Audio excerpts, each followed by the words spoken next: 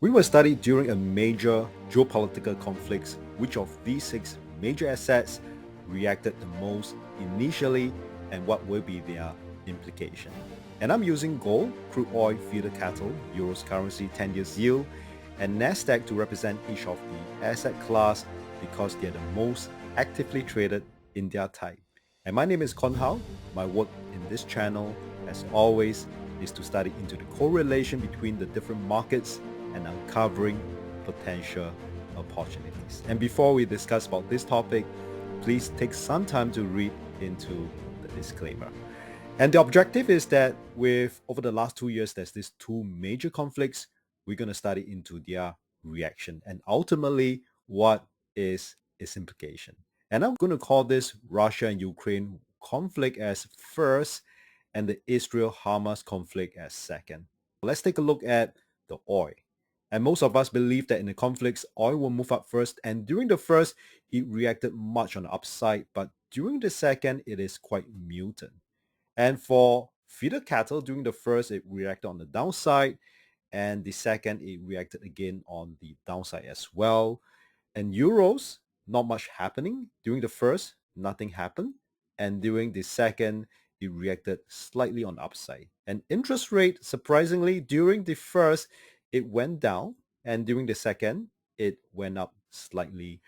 And how about the equities? And it's surprising, during the first, the Nasdaq went up. And during the second, it is unmoved, but subsequently it moved down. And I would say that among the five that we've discussed, it is pretty much not too conclusive. But what draw an interest to me is the precious metal gold. And during the first, it reacted much on the upside. And during the second, again, it reacted much on the upside. And that gave me a reason to investigate about gold, that every conflict, every major conflict, it is really reactive. So towards the end, I will give you my conclusion why it is so. Let's look at gold. And this was a tutorial that I made during the first quarter of 2023. And all these trend lines are plotted there. It means that technically I'm looking at gold that my mission is to buy on dips. And during the first quarter, this trend line have not been shifted. And that was my plan. And even up to today. Let's look at the fundamental reason why I believe gold is perpetually on the uptrend because of QE, because of quantitative easing. It's not just in US, but all over the world, especially after 2008 financial crisis, all over the world have their own style of QE. QE, it means that it's a printing of money. And for that reason, the ill effect is there's a dilution of currencies all over the world.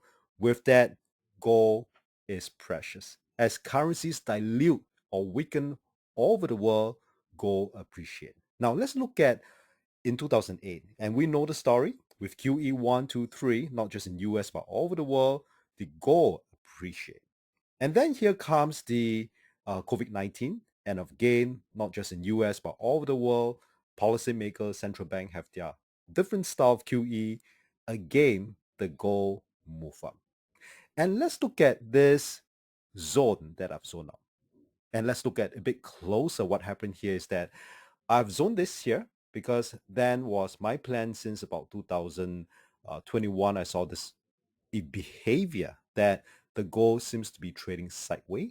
And sideways, it means that for this period, market or gold do not have a specific clear main direction. But the fundamental, it is still moving up, which I explained the reason why the fundamental earlier, because gold is a currency against different currencies. So it is just waiting for an opportunity to move up. And what we can see here is that gold currently is at 2000. And I believe that it's breaking this upper range. So again, when a currency or any market range bound, it means that it's taking a breather. It do not have an incentive to run either on the upside or downside yet. But based on the fundamental reason that we've discussed, I believe gold over the long term is moving on the upside and is getting ready to break above. And this is what I'm seeing here. In fact, since last year, I'm planning for such a move. And I believe that once it convincingly break above 2000, I think the long-term plan for gold is on the way up. And we could see that it's resisted very well over the past few years at about 2000. And let's look at the opportunity if you are a short-term trader. Where was the opportunity if you can refer back to all the previous tutorial that I have or I share about how to construct a classic downtrend line? The reason for identify a classic downtrend line is because one, it is being broken above. It means that this downtrend for this period, which is 1 hour we are looking at, if you're a short to mid-term trader, it means that during this period, it's ready to run. And happened that the conflict happened on the Saturday, and it show us that we have broken above, and coming Monday, which was what happened here, the market started to run. And we are not too late to establish a position to hedge into this second conflict that we're seeing here today. What is my conclusion?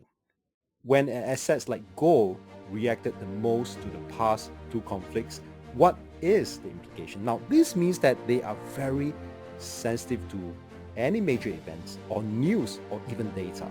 On 7th October, the Israel and Hamas incident, it triggers the assets to start moving again in that direction fundamentally is supposed to go.